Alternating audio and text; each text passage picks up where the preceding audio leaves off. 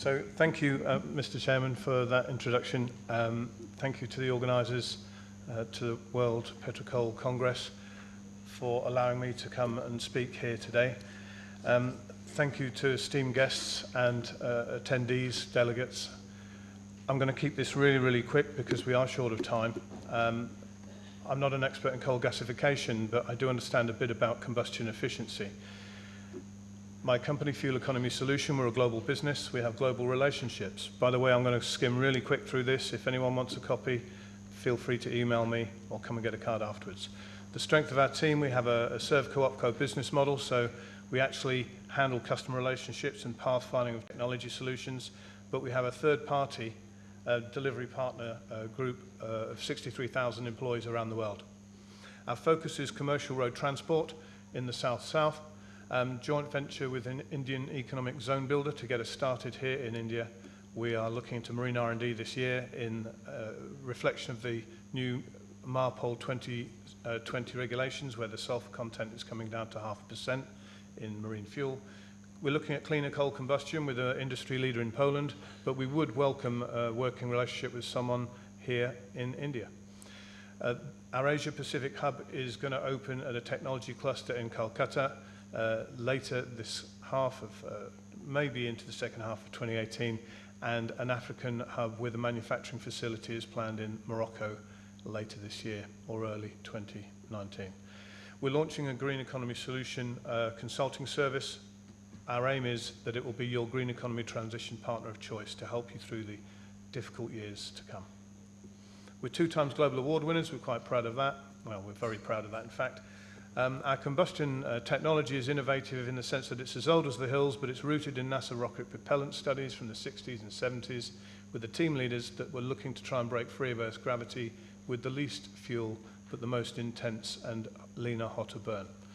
Hydrogen fusing helps to initiate an earlier speed to ignition, reducing the ignition delay, and heat transfer control through burning off the deposits inside the fire deck or the fire tube chamber in a combustion environment like coal combustion would allow a nanocatalytic layer to be deposited that will inhibit radiant heat transfer loss, the biggest energy loss in combustion. That gives you higher gas pressure earlier in the stroke in an internal combustion engine, so you literally get more bang for your buck. Testing provides the proof. Here's a list of testing of our technology in a variety of sectors. I could give you more details if you wish. And in expected minimum improvements, 5% plus in Euro 5-6 ultra-low sulfur diesel, but in the Euro 1, Euro 2 fuels, in the unclean fuels, we can get over 10% quite comfortably. Obviously, healthy reductions in all greenhouse gases would be included, and significant black smoke reduction. Example, if there's anyone from the Ministry of Municipal Management of Delhi and the traffic of road transport, this is an example of reduction of black smoke significantly in a rubber-tied gantry crane test in Shanghai port. The one on the left before the test and the one on the right with the treated fuel. Significant improvements. We had a test done by our supplier on a Euro 2, Euro 3 and Euro 4 engines, 34-ton Mercedes-Benz trucks in Tallinn, Estonia, Tallinn University, Estonia. Euro 4 trucks, the 2009 they were last allowed to be manufactured and sold in Europe. But apart from 12 to 16% fuel saving, which is what we expected in older engines that are less efficient, we had Euro 6 emission standards met on the carbon monoxide and the NOx and the SOx. Now, the issue about that is you're not meant to be able to do that. With ultra-low sulfur diesel in old engines, you're not meant to get Euro 6 emissions improvements. Global warming, will we meet the under 2 degrees target? Would you be surprised to know 40% of all new commercial vehicles on the road on the planet are under repair and maintenance contracts with the OEMs, the original equipment manufacturers. This means they will not allow anything aftermarket, even if it works, to be used in their vehicles. The answer? Governments need to centrally validate technologies like ours so that there will be no risk to the OEMs, who will then know that the technology is not snake oil and it won't break the engines that they are contracted to repair regardless of the cost. Who's getting it right? India. The Petroleum Conservation Research Association set up a long time ago, and if something works, they will implement it. There is no politics around it. It's for you, it's for your environment, and if they find something that they like and they know it's effective, it will get implemented. Also, I am very grateful to Prime Minister Modi for his policy on CSR. The Section 135 of the Corporate Governance Bill means spending 2% on corporate profits on CSR-related activities is now statutory. If you spend on something related to environment or pollution management abatement, that would qualify under those activities. Importantly, if you're a transport company, 40% of your cost is fuel. So if you save 10% of your 40% line item, you save 4% of your turnover, and it's only cost you 2% in investment of your corporate profits, which you've got back and doubled. So you're fulfilling a statutory obligation whilst changing the environment and the planet for your colleagues in your country. The key to green economy transformation is, the clue is in the title, it's combustion efficiency. Transformation through the fuel standards as the developing and advanced markets converge from Euro 2 or BS2 to BS5, as you'll go to soon. Transformation from the fuels of today, such as coal, natural gas, diesel, and marine diesel oil. The heavy fuel oil is being phased out in 2020. And combustion efficiency is also key. So we need to improve the use of these fuels today, ladies and gentlemen, to the sources of tomorrow. Ari Katola runs a company called Ductor in Finland. He has sea farms of kelp diesel, palm oil from Malaysia, Indonesia, biomass, crumbed rubber. All of this needs fuel efficiency, combustion efficiency in the combustion process. We won't touch on CCS too much because it's a difficult subject and it needs to be proven to the economists before there's investment coming back into the area.